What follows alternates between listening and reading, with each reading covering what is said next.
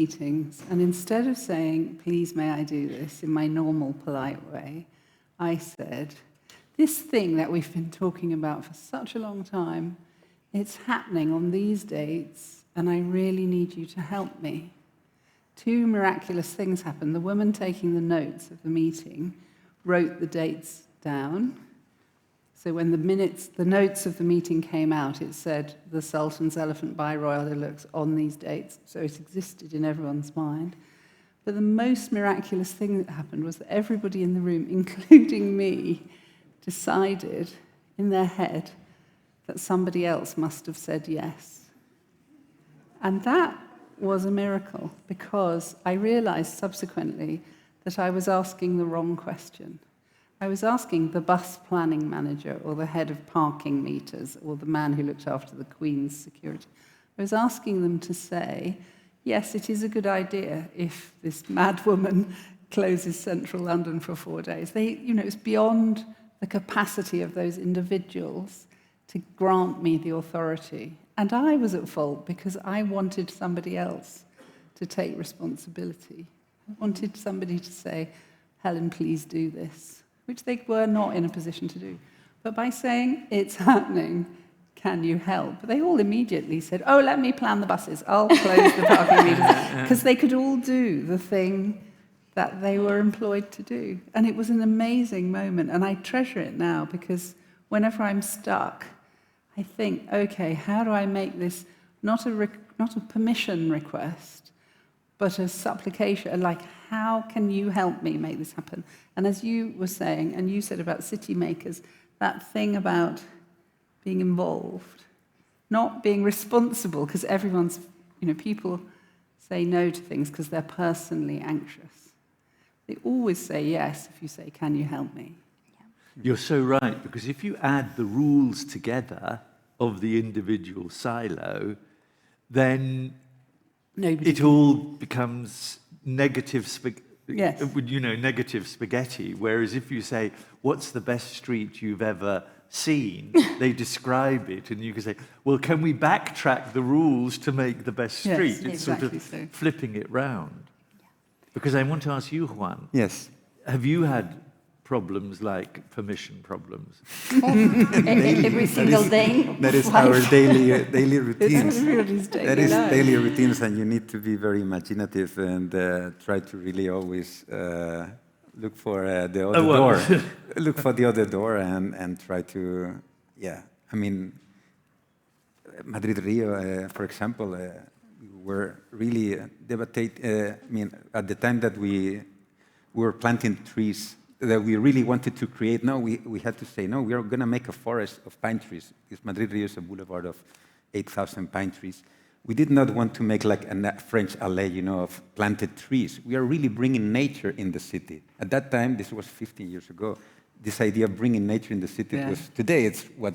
It's what we have to do. Well, we have to do. But 15 years ago, it was not this idea of green corridors, ecological corridors. It was not so clever idea. But we didn't want just to plant trees. We wanted to make a forest. And in forest, vegetation is not like totally planted like this. Yeah. But it's, it's like this. It's a bit distorted because they've been growing, they've been moving, separating because of nature selection, native growth.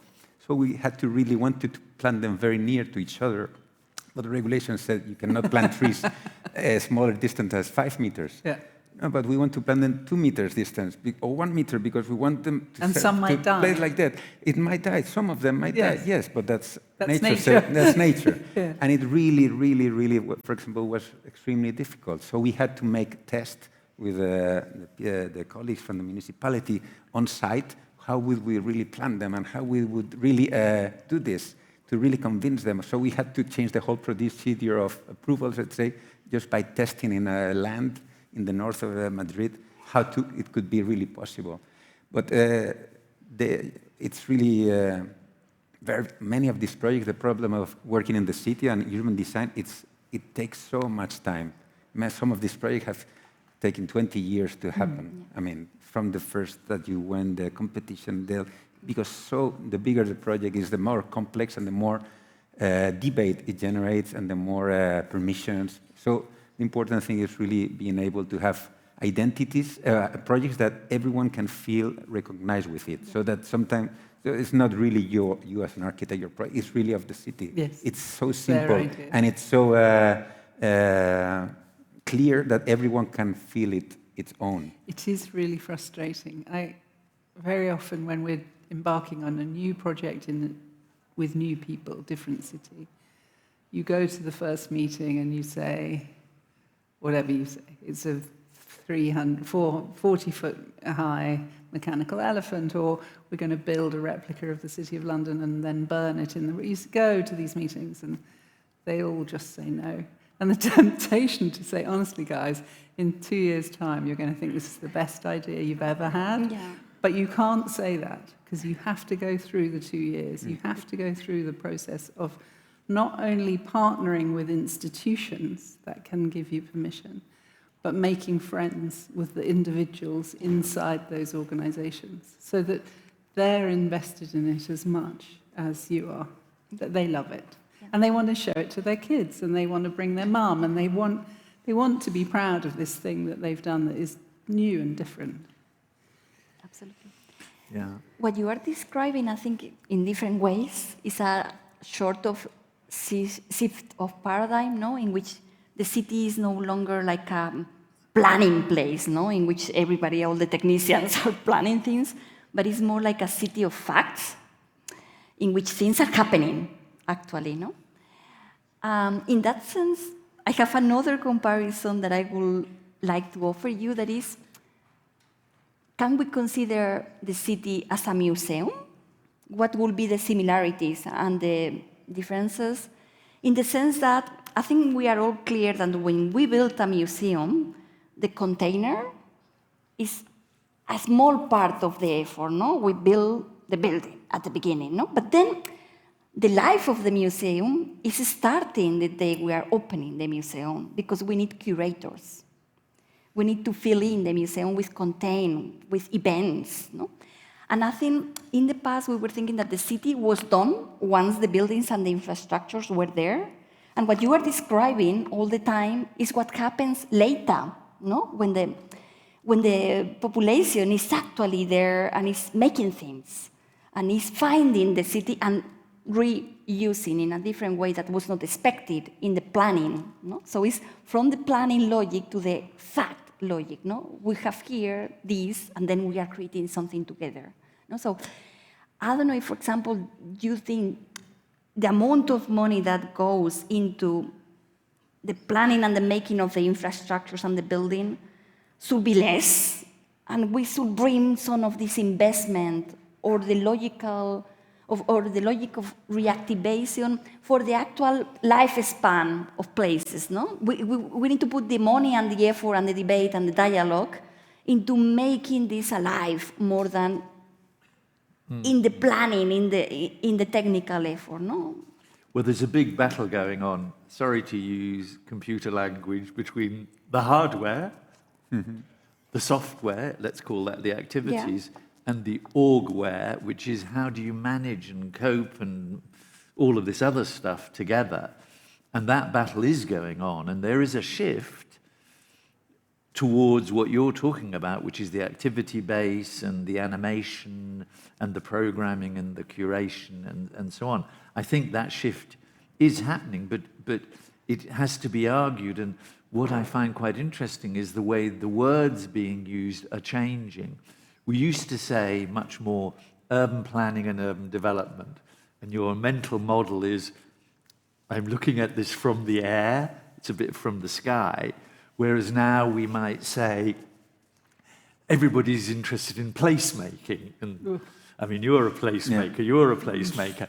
But there is something very dramatic. If you really take it seriously, what placemaking is, that means the organizational structure of a municipality has to change. You have to be much more integrated, because to make a space into a place, the difference between a space and a place is imbued with meaning and significance, which is what some of your stuff is doing, plus us being there and saying, I gave my, sorry, I'm always talking about love and kisses, I kissed this person for the first time here. which gives that space a meaning into the place. Sorry, brackets closed. But the point I'm just trying to make is that is a challenge. If you're in a place-making project, the way an organizational structure, it has to change. The rule system has to change. All the things you've already, I don't want to elaborate, but I'm just saying, the software people, the hardware people, the economics people, the social affairs people, the anthropologists, the artists, different forms of knowledge need to be in deciding this, what makes a great place. Enough of me, sorry. Yeah, great places usually, historically, I mean, the square, the plaza, it was really the place for things to happen. And for debate.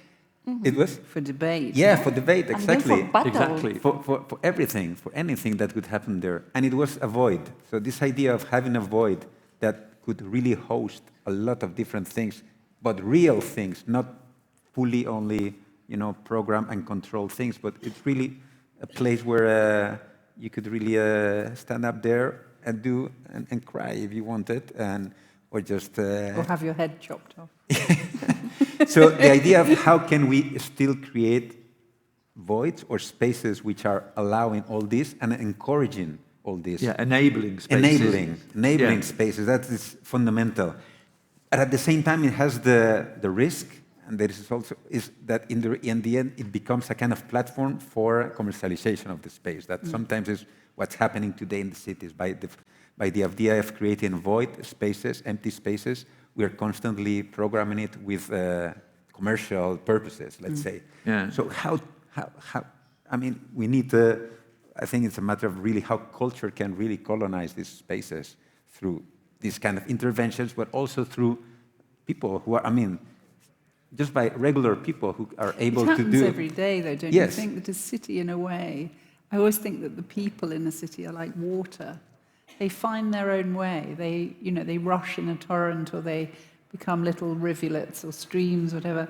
And the buildings, the roads, are just the framework in which they're going about their day, and they make new places. So, the history of artists colonizing dead space that was too poor for anyone else to want, and then it gentrifies and they get priced out and they go and do it again somewhere else. But communities have always made their own places. You said something in your presentation about you need to create the space. It was a picture of a park, I think, and then let people inhabit it. Exactly. And it's not about programming them and telling them what to do. It's about allowing access and, not control. It's not about control. Yeah. Yeah, that's where I think the super block in Barcelona works really well, when you make the comparison what it looked like, and then, when you look now, and they're not doing anything special, they're just sort of sitting there. It's where when you overprogram it, this is public space, it needs to be it needs to have the minimum elements which are totally defined, no? Yeah. This kind of architecture you usually have when this architect making a public space sometimes say, I'm going to put an amphitheater there because there will be a lot of events. This is the cliche of having a... But in an amphitheater, you cannot make too many things. And also, they're always backing onto a road. Yes. Like they make them because they make them because there's a grade level change, and they go, oh, it would be good to... Yeah, it's but actually, very well integrated. it's useless. It's useless, and when there's no really things happening, the amphitheater itself, it doesn't create anything. No. It's the people or the... So are we agreeing there are too many amphitheaters? Yes, there's too many amphitheaters. Apart from the big old ones. Yes. Kind of cool. So, and our museum pieces. So, but it's a kind of architectural thing that defines too much space. But if we really are able to define conditions to things to happen, but at the same time we need to create a comfortable experience, because we want to have a void, but we want to have it in shade.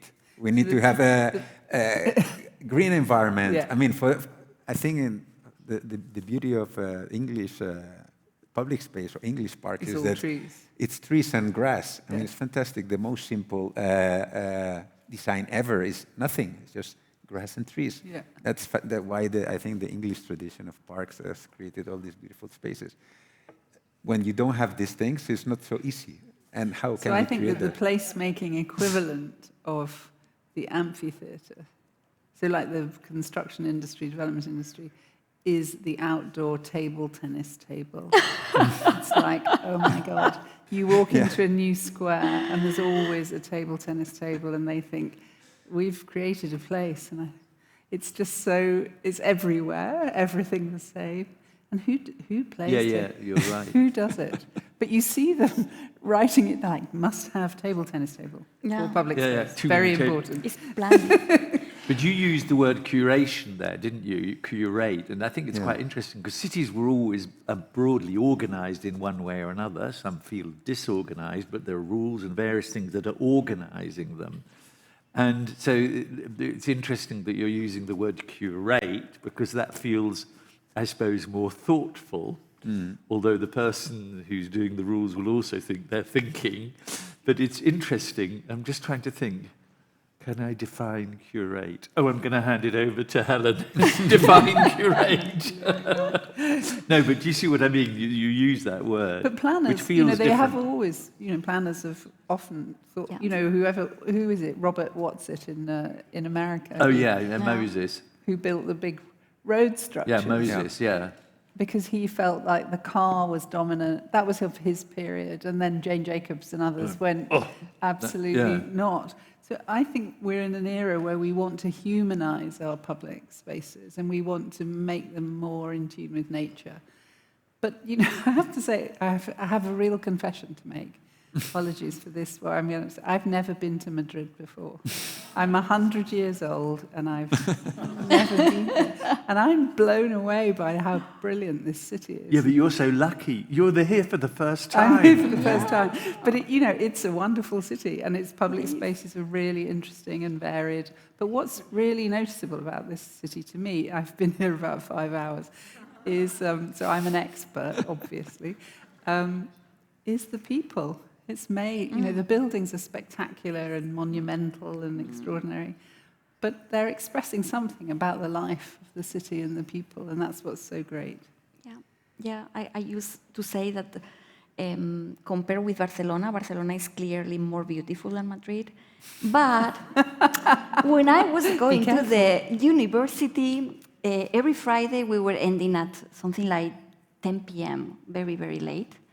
And you were always invited, guaranteed, believe me, to 10 or even 12 different parties in private houses.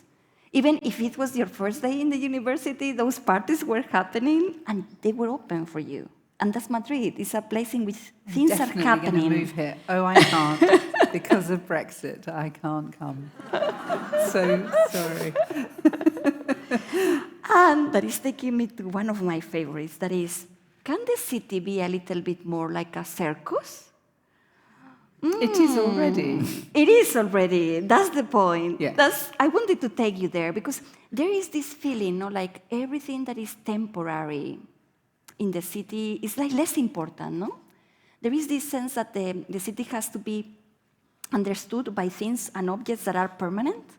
But my feeling is that the pop-up element in the city is what now is allowing us to think, no? When we make a pop-up, when we transform, I see there how we are experimenting if people can fill the street with their own well-being, their own agenda, their own interpretation of the identity. And I have the feeling that we need to be more closer, no, to this idea of the old circus, no? Something that is collective, something that is unplanned, spontaneous, something that is fun, and I don't know, something that is a bit improvised maybe too, and that can be wrong, I don't know, and can be redesigned for the next site, for the next session, no? Well, I mean, given that my daughter works in the circus, you're obviously speaking from my heart. But I think one way, sometimes I say this, great cities are more like improvised jazz than a well-tempered symphony orchestra. And so whether it's a circus or something like that, and outside of the building, just that building there, there's a massive sign which says jazz, jazz, jazz, jazz, jazz. I've got it on my mobile phone, so I'm going to use that in future. So for me, that's quite a good analogy of how it works. You need some basic framework. At least you need to know what instrument you're playing, what skills are involved, and so on.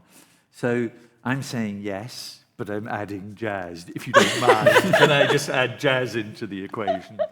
I think there are cities, aren't there, plural? I mean, Madrid is a city, physical place with boundaries, but lives lived here are really different, and you can walk the street. I remember being once in Islington, which is a sort of now a chic suburb in London, and I was with an artist, and we were talking about a project, and her building had a corner that looked out onto a public square, and she said, "Isn't it fascinating? That woman there isn't seeing that." So that woman there was maybe 28, 29, and she was pushing a buggy with a small child, and she had a small child, and she was making her way through the public square to wherever she was going. And on the other corner was a gang of kids, like 17, 18-year-old, proper gang, you know, who have a postcode territory and all that kind of stuff. And it was really fascinating to see, there's an English word which is palimpsest, which is like the way in which lives live on top of each other, and nobody sees the other person. You can walk with immunity in each direction, and your world is your world, and the world of the other you don't even notice. So I think one of the things that cities are really good at is letting people find their spaces and places and live along. And occasionally there are clashes, but mostly it's a kind of harmonious way of coexistence. There's this idea of circus. I mean, it can be seen as the kind of temporary occupation of space, but I think the interesting thing of the circus is also the fact that in a circus there was a lot of diversity of things inside the circus. Very strange things, some beautiful, some ugly, some weird. And in the city, I think, and I liked Charles' presentation because all the image, there were many kind of ugly situations or places. So it's not like this kind of generic idea of the beautiful, green, fantastic city. No, it's normal life. It's made out of the good and the bad, the extreme and hardcore. And in a circle, you still could feel all this.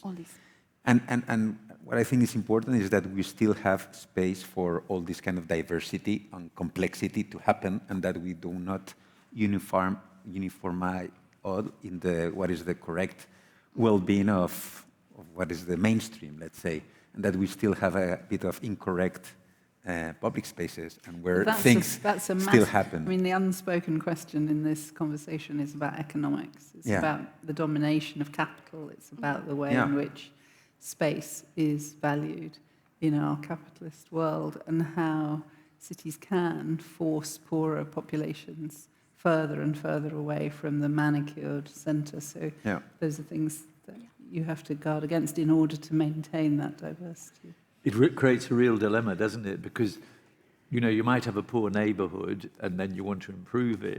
The problem is that you improve it and then the prices go up. And then all of that logic, the gentrification logic, happens. So this is where regulation in a more positive sense needs to come in. You know, we know there are different mechanisms, but these are then big political decisions that have to be made where the decision makers have to be firm to balance communities or whatever. Absolutely. City is also an open dialogue. So this is the right moment for you guys to ask questions to this amazing group of guests. Podéis plantear también las preguntas en español y las traduce para que las puedan responder. Claro. ¿Alguna pregunta? Yo soy muy pesada, ¿eh? Y entonces cuando no preguntáis espontáneamente empiezo a hacer cosas como el del jersey verde, alguien que lleve una blusa roja. Y entonces es un poco incómodo porque la gente se mira como, ¡ay, qué pesada! I was just saying that I'm being very insisting, and if nobody's asking, then I go like, okay, somebody with a green jumper. ¿Cuánto tiempo requiere poner en marcha un proyecto de cambio de ciudad? ¿Y desde dónde parte esa intención de cambio? Porque bueno, parece que nuestras administraciones están deseosas de cambio, pero todos los cambios que estáis proponiendo son auténticas barbaridades para ellos y difícilmente encuentran a la primera una aceptación. Yeah. ¿Cuánto tiempo se necesita para llegar a cambiar un espacio como lo estáis haciendo vosotros? Yeah. He's You're basically asking, saying how long does it take to change a city? how long does it take where the change is starting? Like, who is making it change? And how can you overcome this general attitude of the administration that is, oh, all this is nonsense, no? And how do you shift direction? Well, You After go. you. No, you go. Helen. How long does it You take, go. your project? You go. Yeah. You go, Juan. So the best is when it takes 8 or 10 years. That it's like wow. So quick. But you're talking about big changes. Yeah, big changes, Because of you could course. have Let's say on the scale of the catalytic project, change. it really depends. And I think that our profession, it really, you have a small one and a large one. The large one, it can take Can I 10, give you an 20. artistic project? Yeah. Which did change dramatically. Melbourne's main street was called Swanston Street, and it was horrible. Yeah, you can imagine whatever the horrible street means. And their director of planning for the state of Victoria got an artist called Jim Lundy, this is 25 years ago, 30 years ago, over the weekend, on the Friday, to grass the whole street. So people woke up and said, what the hell is going on? And they reimagined it. And then from that moment, that's where that image came when I showed vulnerability with that new sand collapsing. It completely was the triggering moment of a change. So there are different types of changes that I think, do you know what I mean? Yeah, because yeah. then another process happened and then a lot had to happen. Sorry, but I just thought that's an interesting, but I mean, of course, it really depends on the project. I mean, there's on the context, exactly. and the complexity. But I think that there's what is Charles saying, and I think it has very much to do with the work of Helen, is how can we anticipate sometimes big transformations by software, kind of guerrilla actions, no? Right? You Which have is to make something. this kind of scale. I think it can take forever, but my own experience is that the project, the one that took me 7 years to bring the company Royal Deluxe to London, the change that came from them being there and from this massive thing with 1 million people on the streets and no crime and no injuries and like everybody laughing, and it was 9 months after the big bombing campaign that had happened in London in 2005. So people had been very anxious about being in the street, and the cultural policymakers, unlike in France and Spain, don't value work which happens in the public domain. They think it's safer in an opera house or a theatre like this because then it's not troubling to people outside. But doing that project changed cultural policy in the UK, not immediately, but now it's much more likely that you'll see artistic enterprises on the street. And I would say it's taken 15 years probably for that policy change to say art is for everyone, and actually it's not about being inside a building. So that shift really did happen.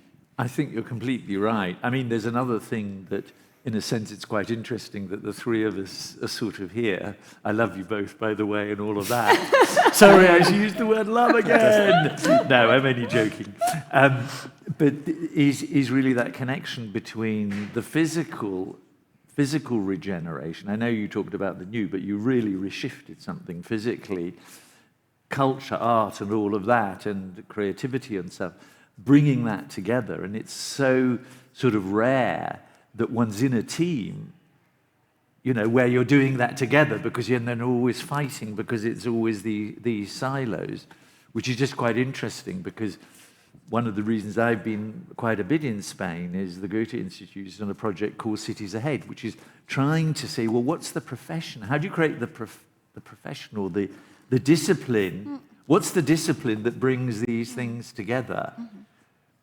Because it's not only one person on their own. And I just think that's an interesting question for us to ask, that how do we bring these teams together? I mean, you and your York City, they're doing it, but that seems to me an exception. this is this rebuilding of this city in England where... With a different perspective, because they brought you in, you know. These are traditional people probably who brought you in. Well, all I've done is said, in the old church in England, there was a hymn book, and it was called Ancient and Modern. So all I just keep saying is, okay, we've got ancient, let's do modern. And so this contemporary reflection of what it means to be in that place is something that we're then enabled to do.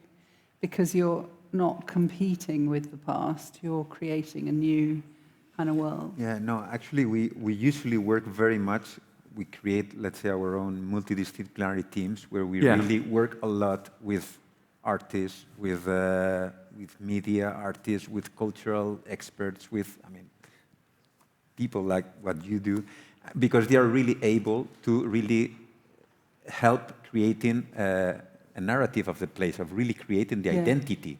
Because many times we are working in a place that has been devastated by infrastructure, or it has infrastructure from the 60s, and we need to recreate or rebuild a new identity. Reimagine a new identity. And for this we need people who are really able to create a narrative of the Disculpad que place. os interrumpa, hay 2 preguntas más. Vamos a intentar que dé tiempo, porque nos quedan 5 minutos. It's only Hola. five more Sí. minutes, and they want to have 2 more questions. Bueno, habéis hablado mucho de lo temporal, de lo efímero en la ciudad, que es algo como que cambia muy lentamente, ¿no? Y os quería preguntar por el tema de la importancia que tiene la memoria para percibir los espacios. Porque, por ejemplo, en casa de mi abuela, pues siento acogimiento, lo siento más cálido, pero es simplemente por mi memoria, ¿no? Entonces, ¿qué importancia tiene? En este caso, habéis hablado también de arte, incluso la naturaleza también cambia con las estaciones, ¿no? Según el momento, es un elemento vivo también, ¿no? Entonces, ¿qué importancia le dais a la memoria para percibir esos espacios y de qué manera se alteran gracias a esas intervenciones que hacéis? So Gracias. he's saying that we have been using a lot the concept of ephemeral or pop-up in the city, and he's asking what is the role or the value that we are giving to memory. He's using the example of his grandmother's house, in which he feels is more cozy, is more welcoming, no? But he thinks that it's just because he has the memories of that space connected with childhood and good things that has happened. And he feels we need to make a reflection on how memory in the city can be something that is not only associated to the ephemeral or how it can create a continuity in this perception. No? It's really an interesting question, the question of the ephemeral and the permanent and the memory of a generation which dies with that generation, and how do you continue? One of the projects I'm working on at the moment, this is very strange, I have to say, I find myself wondering why I'm there, is I'm currently on a team in Washington, D.C.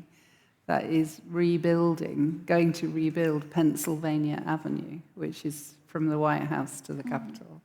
And it's currently 10 lanes of traffic. And it's a huge ceremonial space, one time every 4 years, unless it's too cold. So that's when the inauguration of the president takes place. So there is a plan to rebuild it. It won't be finished till 2033. But the fact that they've invited me and others like me, people who deal with indigenous memory, all kinds of history, to help the planners and the architects reimagine the space, that hugely symbolic ceremonial space. And I think what's important is when you're in those situations is to do, as you say, to keep that quality of memory, but also to, as you're doing, reimagine and reinvent for a generation who aren't even born yet. So it's a combination of honouring the past, but also trying to foresee the future. So my view, 10 lanes of traffic, in 100 years' time, there won't be cars. So why are we sticking to this pattern that we've evolved over the last 200 years? So it's a question of being sensitive to both ends of that particular spectrum, I think. Yeah, I mean, for us, memory is really always one of the driving forces when we start rethinking a place. I mean, public spaces change it quicker. Now, a square maybe lasts for 20 years, and then we have a new design and another one. So we always need to try to anchor ourselves to some kind of cultural elements which are really embedded in the culture. And sometimes it can be objects. Or when we did the renovation of in Rotterdam, the central station, we made a new station, but we kept some elements of the previous station that was from the 60s, which was like there was a clock, a big clock, that was really from the 60s. So we made this totally with architects, making a new station, 21st century station, but we kept in the main facade, like the clock from the 60s, together with a big logo of Central Station. Some objects that really, because people were really in their heart. I mean, and so people, they say, okay, they made a new station, but they kept the original name and the original logo and the original clock, and it was really renovated. So these kind of things are extremely important to be able to keep them. And sometimes we keep them, or sometimes we are inspired by them, and we recreate them in somehow. This park in Madrid, it's all designed also on the railway lines. It has a kind of idea of we are going to cover them, but we are going to design the whole path system based on the lines of the trains. So this kind of idea of recreating the memory is very important. But I think the project you did, for example, in Governor's Island, there are a series of older buildings, so you do feel you're in the past, but what you added were all these vistas which you didn't have before. So you were looking both out to New York, but you could also look and say, oh my God, that's what they used to do. So you created a mosaic there, actually, of lots of elements together, which I think was about the past and the future. Yeah, my experience. We are very much about memory and the past, always, to be honest. Sorry, but I'm just saying it was the physical manifestation of it. Yeah. Tenemos muchas I más think we preguntas. have one more question, ¿no? Tenemos muchas más preguntas, pero muchas más. me he comprometido con 2, entonces si las podemos hacer muy rápido porque estamos fuera de tiempo. So we have 2 more questions to do fast because we are out of time, but apparently there were many people wanting to ask things. Hi, so I'm, I guess, the lucky last question. I really enjoyed your conversation, I have to say. But I thought it was very city-centered, like big cities were kind of the center of the topic. And I don't know if you have any thoughts about villages, smaller urban centers, and what's the future of them. In terms of urban design, I think we're like, they're becoming dormitories, places where you go to sleep, while in the same way, I think they can be a big inspiration on what a true livable place can be, based on how much smaller communities participate in the network of day-to-day life and participate in the building of their own houses. Maybe not so much now because people don't make their own house anymore as often, but I don't know what your thoughts as urban designers can be in this direction. Putting the focus in urban, not so much in big urban spaces, but smaller urban spaces, rural areas, villages, even the countryside sometimes. Well, that's a whole other conversation. Let's ask Juan it's true that question. the main field of our work, it's the city, because it's really, I personally think, is the biggest challenge that we face today. But it's true also because the whole economy, the globalized capital countries are really moving towards the exploitation of the cities, really more and more, and all the economics go there. But at the same time, there's really the countryside. It's absolutely fascinating for us, but as the kind of almost like the haven, like the paradise of where we would really get inspiration to bring the village into the city, which is also one of the topics that we really want to create. How can we bring the small scale of countryside, of villages inside the city, and be able to create that kind of quality of life where you have a small house, where you have your door can be open and you access directly, where you have a courtyard, patio. But it's true that we think it in the city. But for us, the countryside is really, I would say, at the moment, a strong inspiration. But yeah, main of our work, it's in the city. That's true. But it's quite interesting. I thought Corona, again, was interesting because some people escaped out of the core city, and those smaller places that had some of the qualities we like in a bigger place, like you could just hang out in an interesting place and whatever, really grew and grew more and more in importance. I mean, you will know, I mean, for example, Stroud, near where I live, is one of the alternative places in Britain. One of the problems was, in the Corona period, it suddenly exploded because people said, oh, I can work 3 days at home, I only need to go to the big city 1 day a week, and suddenly found an alternative because the economics worked, because it was cheaper in that smaller place. Then, unfortunately, the media then says, hey, isn't this a great place? And then the prices go up. And, sorry, that's just a logic.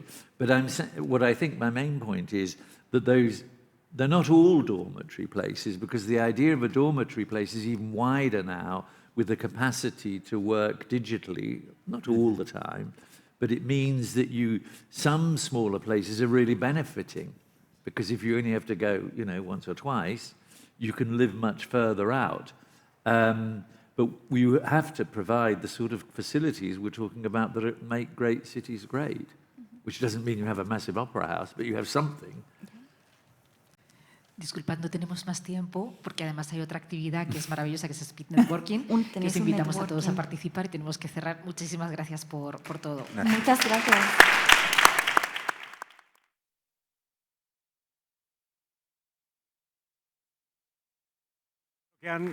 Han demostrado que realmente el pensamiento, el repensamiento de las ciudades se puede hacer además desde un punto de vista como muy amoroso, muy cálido, claramente. La actividad aquí volverá mañana por la mañana a las 9:30, donde dedicaremos una sesión a hablar de censura, autocensura, cancelación. El título es La libertad en jaque, poca broma. Pero antes, como sabéis, al final de la jornada habrá una fiesta, pero antes vamos a hacer una sesión que llamamos Speed Networking, que funcionó muy bien el año pasado y espero que vuelva a funcionar muy bien este año, porque el refugio también es punto de encuentro y es punto de compartir proyectos, compartir ideas. Quién sabe lo que puede salir de aquí esta noche. Además, con el premio después de alguna cervecita y un grupo de música tocando para eso. Para hacerlo, y esto es algo que he deseado hacer toda mi vida y que por fin a los 58 años lo veo hecho realidad, voy a hacer de flautista de Hamelin. Y tengo el arma más poderosa, si no acordaos de los tristes hechos de la ocupación del Capitolio, que es esta. Con lo cual, aquellos que queréis participar en este networking, seguidme y vais a odiar este ruido durante un rato.